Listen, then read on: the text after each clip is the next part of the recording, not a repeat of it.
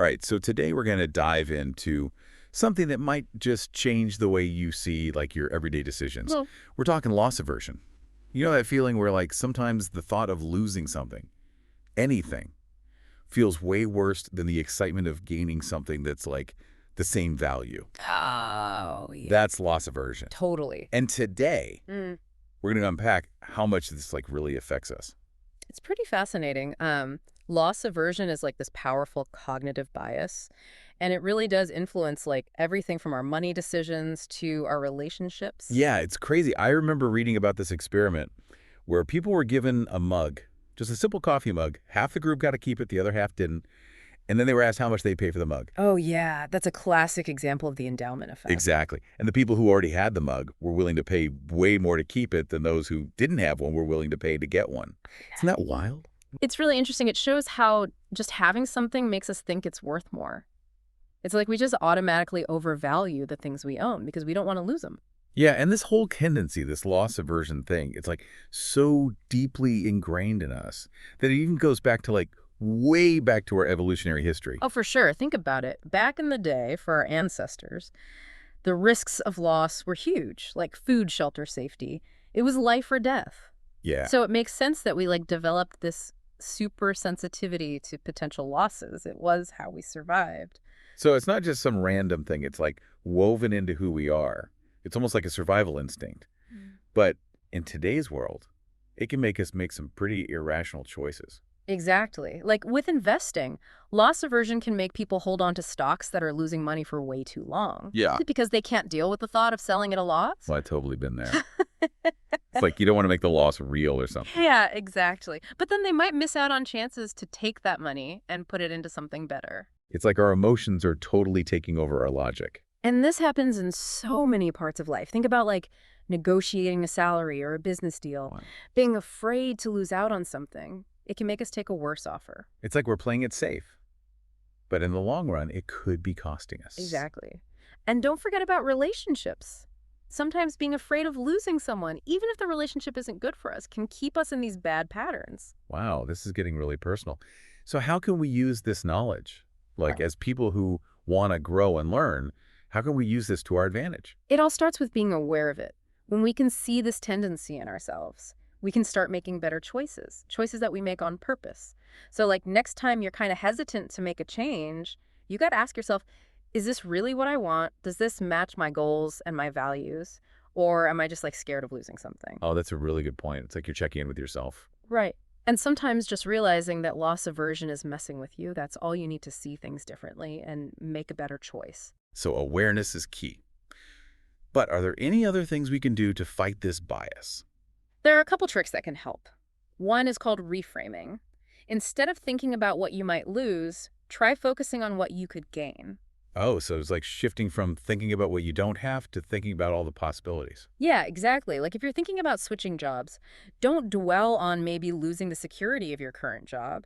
Instead, think about how much more fulfilling and rewarding a new career could be. So it's about the bigger picture. Right.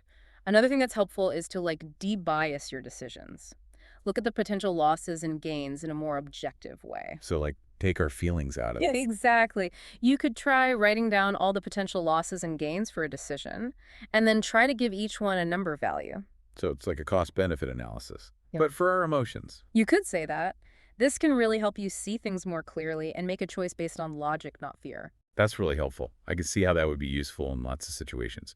But what about loss attention? We talked about that a bit earlier. How does that fit in here? Loss attention is interesting. It suggests that losses don't actually feel stronger than gains. It's more like they just grab our attention more. They stick out in our minds. So it's not about feeling more pain. It's about noticing the loss more. Exactly. And this can change how we act, even if the emotional impact isn't as strong as like traditional loss aversion theory says. So our brains are like wired to focus on those potential threats, even if they're not that big of a deal. Yeah.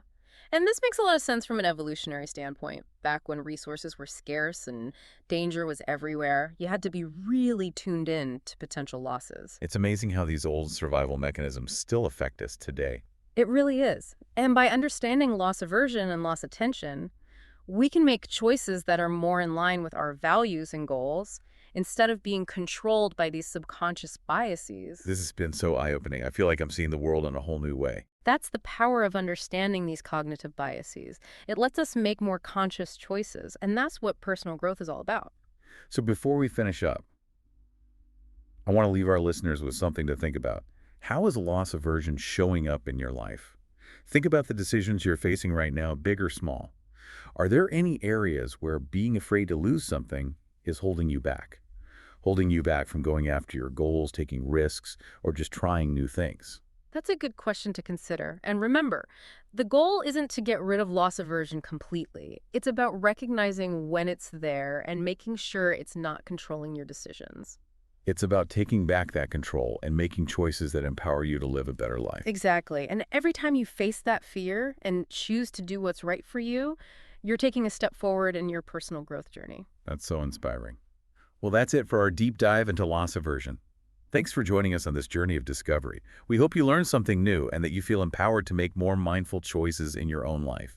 It's about recognizing that fear and then saying, you know what, I'm doing it anyway. Yeah, I love that. You know, it's funny, as we've been talking, I've been thinking how loss aversion might even be why we sometimes hold on to beliefs or habits that aren't good for us. That's interesting. Like we get so attached to our old ways of thinking and doing things, even when they're not working anymore. Right. It's like we're afraid to let go of what's familiar, even if it's not good for us anymore. Exactly. And that fear of losing that familiarity, that part of ourselves, it can really stop us from changing.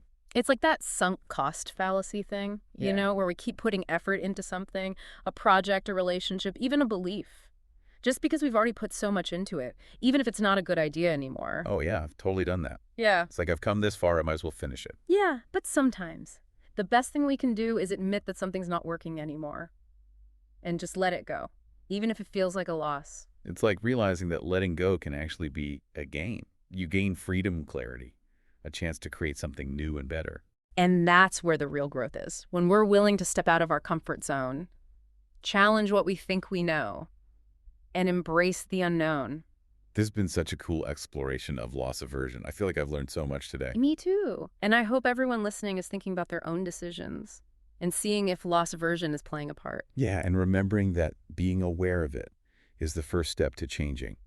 When we understand these biases, we can make choices that truly reflect who we are and what we want, not choices based on fear. Exactly. Well, that's all the time we have for today's deep dive into loss aversion. Thanks for joining us. We'll see you next time for another exploration into the fascinating world of human behavior and personal growth.